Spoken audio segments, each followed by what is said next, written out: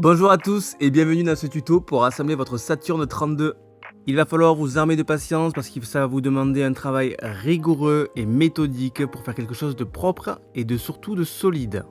On va commencer par lister toutes les pièces qui composent le Saturn 32.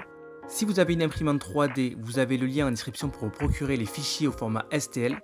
Sinon, il vous faudra repasser par un revendeur sur un site tiers non loin de chez vous. Alors, il va falloir la case imprimée en PETG. Même si pour ma part, moi je l'ai fait en PLA, mais ce sera toujours plus pertinent en PETG. Concernant les composants, vous avez sur le site web un PDF téléchargeable avec le nom exact de chacun de ces composants. Il y a aussi des liens amenant sur le site AliExpress pour acheter les composants, mais il est possible que les liens soient down prochainement. Une fois qu'on a les pièces, on va commencer à les préparer. Donc là, c'est l'écran. Vous avez vu que je retire tous les picots qu'il y a derrière. Et maintenant, il va falloir s'assurer aussi que tous les éléments rentrent correctement dans la case. Donc tout n'est pas hyper parfait parce que chaque composant n'est pas parfait et diffère en fonction des fabricants, bien qu'on arrive quand même à quelque chose de très similaire. Je vais vous inviter à prendre une lime et à limer les parties où cela force sur certains composants. Là, il y a plusieurs batteries avec des capacités qui sont totalement similaires, mais le format diffère à peine un peu. On voit sur celle-ci qu'elle rentre correctement, mais sur celle-ci, elle ne rentre pas correctement. Donc ce que je vais vous inviter à faire, c'est surtout de ne pas couper avec une pince, parce que ça m'est déjà arrivé, et en fait on peut venir casser directement la pièce. Mais en fait, on va faire fondre et chauffer délicatement les rebords de la pièce pour que la batterie puisse s'insérer correctement.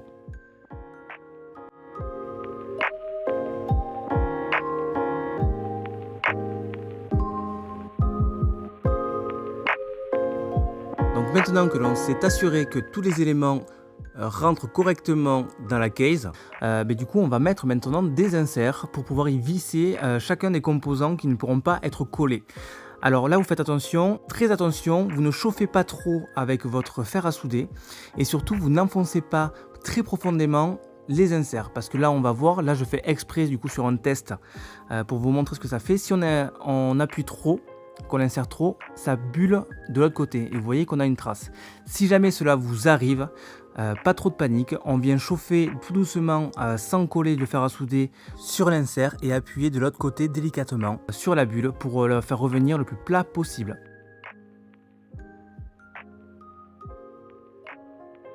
Ok, maintenant on va prendre les boutons de clavier mécanique qui ne font pas clic-clic qu'on appuie dessus, pour des raisons évidentes de ne pas faire chier le voisinage quand on fait de la musique dans des lieux publics, par exemple dans le train ou n'importe.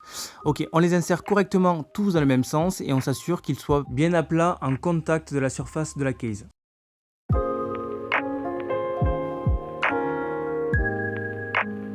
Maintenant, on va se munir des diodes. Alors regardez bien, il y a un sens sur les diodes.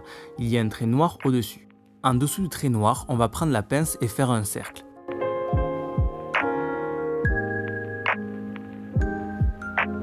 Maintenant, on va l'insérer dans un des pins d'un bouton de clavier mécanique. Donc évidemment, on va faire ça sur les 22 boutons de clavier mécanique. Bien, maintenant on va prendre du flux et on va mettre du flux sur chaque pin de bouton de clavier mécanique. Une fois fait, on va se munir du fer à souder où on aura mis un petit peu d'étain sur la panne. Et là, vous allez voir que hop, ça se fixe tout seul. J'ai juste à poser avec l'étain et cela vient se souder. Et donc on répète l'opération pour chaque pin où il y a une diode.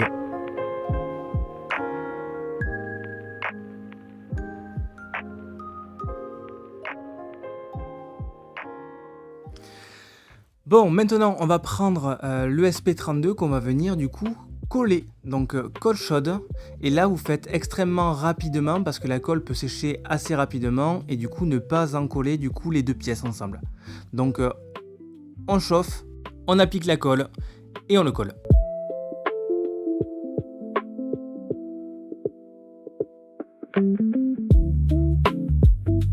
Maintenant, on va arriver à une étape assez critique, donc là il va falloir vous concentrer et je vous invite à prendre un papier et à noter chaque étape que vous soudez. Donc là par exemple, on va commencer par la ligne 5 en préparant chaque fil de cuivre que je vais venir souder. Alors vous voyez là que je les marque et que ensuite je les coupe, mais vous pouvez les couper directement. Je vais vous montrer ensuite une technique pour enlever l'isolant de chaque extrémité. Donc on va prendre notre fil en cuivre qui a été coupé, on va prendre notre fer à souder qu'on va chauffer à 350 degrés ou 400 degrés ou peu importe, avec un bout d'étain sur la panne. Et en fait, en mettant le bout de cuivre, l'isolant va fondre pour laisser place au fil dénudé.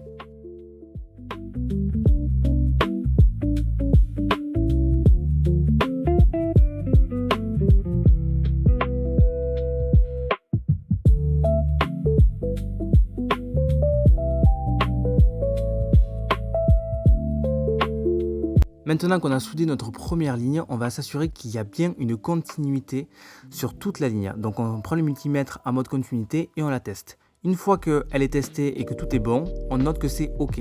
Et on va tenir respectueusement et rigoureusement notre petit carnet de suivi.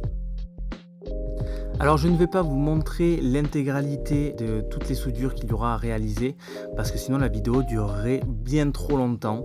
Donc je vous en montre juste quelques-unes, la première ligne et la première colonne pour que vous puissiez vous faire une idée et ensuite il faudra simplement suivre les schémas.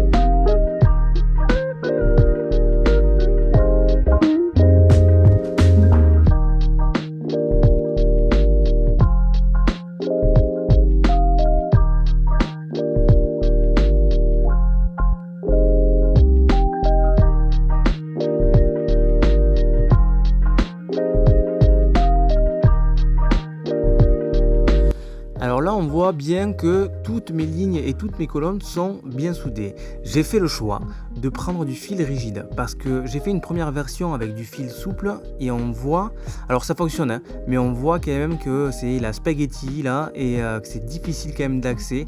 Donc en fait ce qui est possible c'est que vous puissiez avoir une panne parce qu'il y a une soudure qui a été mal réalisée avec du coup le fil rigide et du temps et de la patience, on peut avoir un rendu propre et la possibilité de diagnostiquer rapidement s'il y a la moindre panne.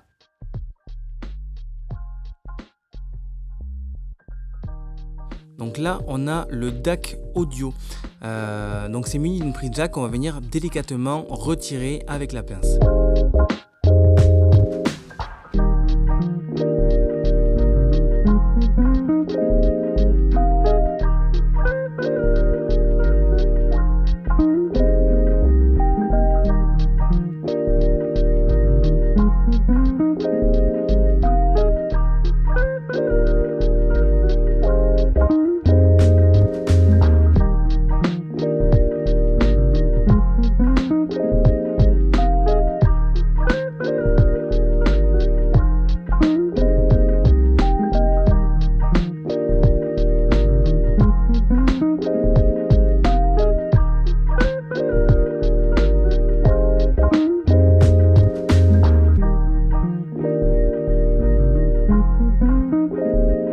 Alors là on me voit refermer de la caisse sur la vidéo, mais je vous invite à ne pas le faire pour le moment, vous le ferez en dernier une fois que vous aurez injecté le code.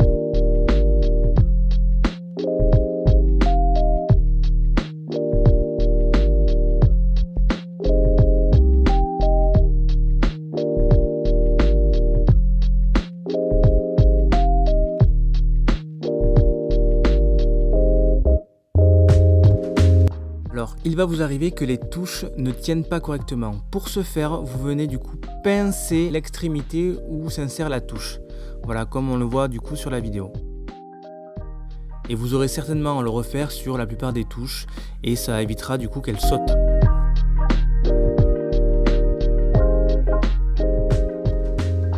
Maintenant on arrive sur la partie encore plus casse-couille je trouve de toute la vidéo, ça va être l'injection du code. Alors je vous invite à suivre exactement étape par étape tout ce que je vous montre sur cette vidéo. Parce qu'il est possible que ça ne soit pas présenté exactement comme je vous le montre, parce que j'ai dû le refaire déjà en plusieurs fois, et d'autant plus que chaque PC a de légères différences, donc du coup ça ne sera pas présenté exactement de la même manière que vous le voyez actuellement. Mais ceci dit, si vous rencontrez la moindre problématique, Arduino IDE est extrêmement documenté et vous aurez tous les tutos nécessaires pour régler n'importe quelle problématique.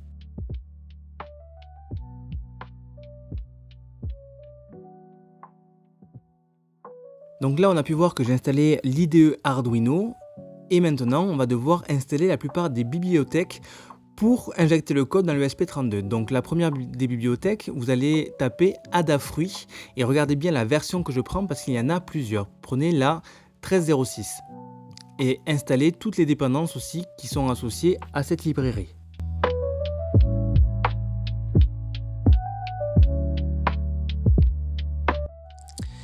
Alors là, on va du coup avoir besoin d'un lien nécessaire. Donc ce lien, je l'ai fourni dans le site web ou en description. Donc vous allez sur GitHub, vous téléchargez votre dossier zip, vous allez l'extraire et ensuite vous allez récupérer du coup dans URL, l'URL demandée du coup par Arduino.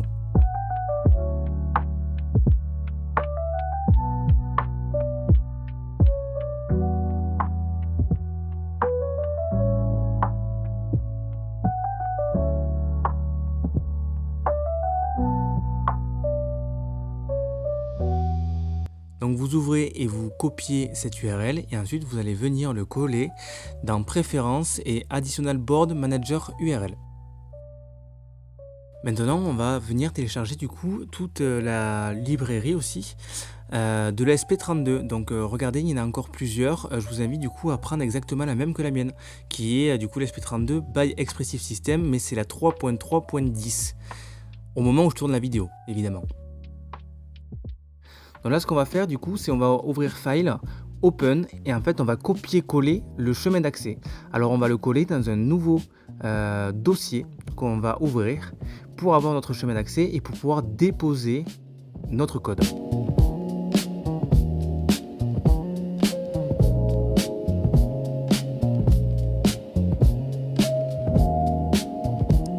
Donc ce qu'on va faire là c'est qu'on copie-colle tout notre dossier et ce dossier il va falloir exactement le renommer comme suit.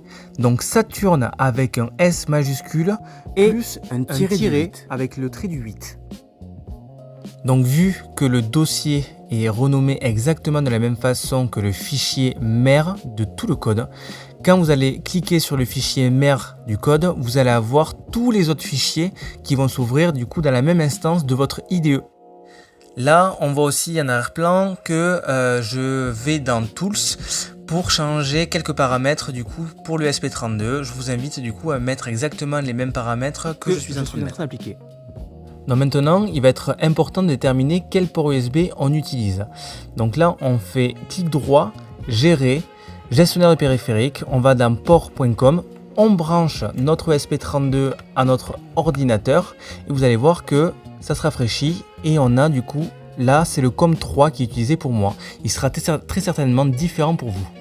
Maintenant on va venir télécharger et téléverser un fichier test pour s'assurer que tout est bien soudé. Et on va voir par la suite comment ça se traduit. Donc vous avez décompressé votre fichier, vous double-cliquez dessus, ça va ouvrir une instance IDE avec votre code avec. Vous cliquez sur OK et là vous allez sélectionner votre board. Donc vous cliquez sur une board libre, vous tapez ESP32S3 Dev Module et vous cliquez sur le COM3 Serial USB. COM3 qu'on a déterminé juste avant dans les gestionnaires de périphériques. Ensuite vous cliquez sur la flèche pour téléverser votre code. Vous attendez que le téléversement se fait et ensuite on va pouvoir tester si notre code fonctionne. Ne vous en faites pas, le premier téléversement est toujours un petit peu long. Donc ce premier code va nous permettre de tester le câblage de notre Saturn 32. Donc on va entendre un bip. Dès qu'on appuie sur une touche, le nom de la touche doit s'afficher correctement.